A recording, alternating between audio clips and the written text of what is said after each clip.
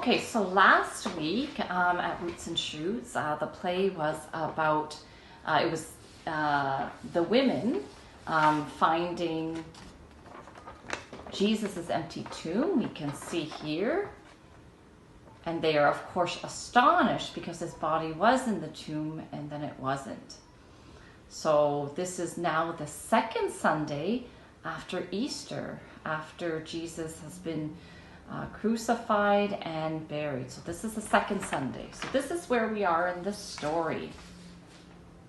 So on the second Sunday, let me just roll out our mat here. So we have, on the first Sunday, the women find the tomb empty and they're astonished. And they are met by two men in white robes. And we probably think they're angels. And they tell the women, do not be sad.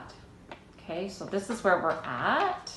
And now a week passes and it's the second Sunday. I'm going to put this aside here.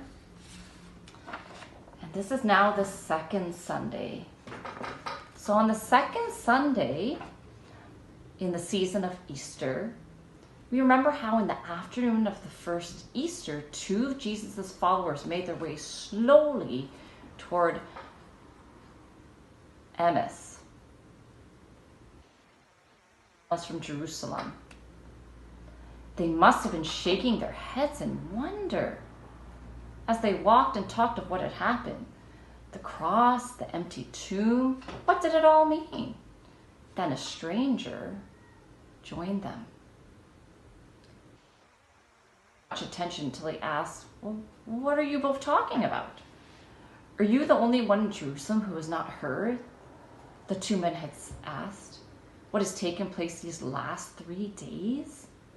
And no, what happened? And they told him, the cross, the empty tomb, there has been so much. And then the stranger spoke. You are foolish and slow of heart. Listen. And he opened the scriptures to them, God's word to them.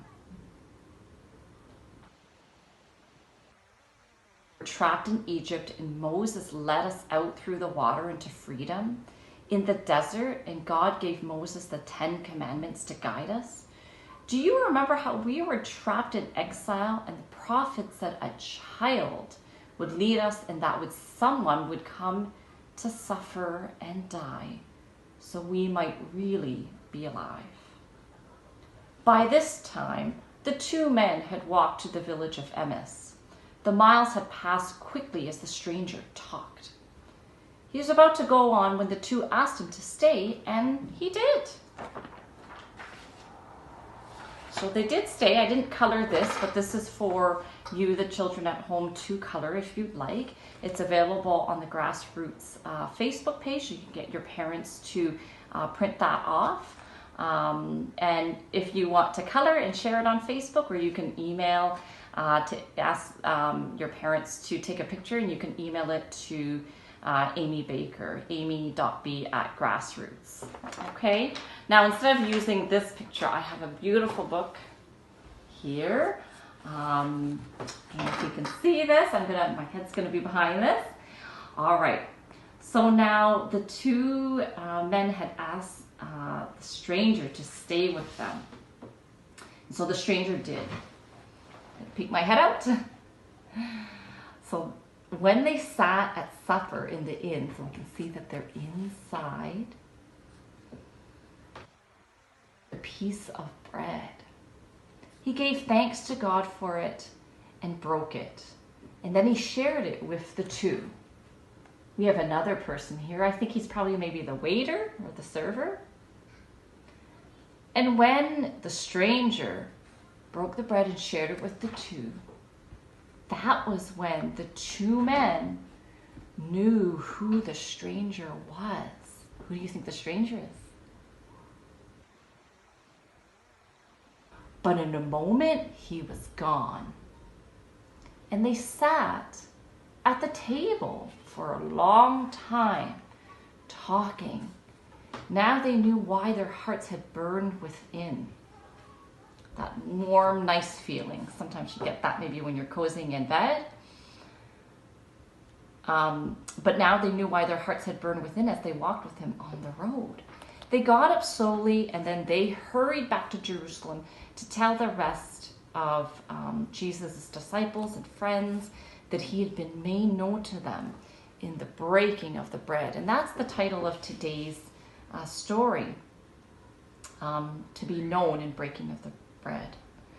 Now I wonder how these two men felt when they found out it was Jesus, the Son of God, who had come out of the tomb. I wonder when Jesus left, what they actually said to each other.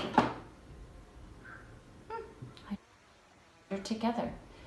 Now I wonder if there is anything in your home that you can bring and put beside this picture to help us tell us more about this part of the story.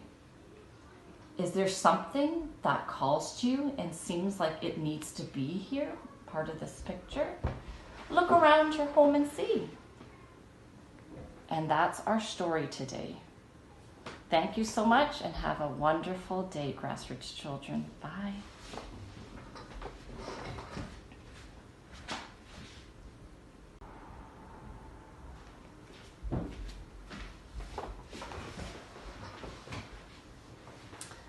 Now, before we leave, everyone, let's not forget we have to blow up the candle. And do we know what that means when we blow up the candle? That's right. It means that God is still with us, but now God and Jesus is in our hearts. I think some of the teachers mentioned that when we blow up the candle and there's smoke, the smoke kind of follows us. God's Spirit follows us as we go. Okay, so let's blow up the candle. We have some of the smoke following us. So thank you so much for joining me today, children. I hope you have a great rest of the Sunday and a wonderful week.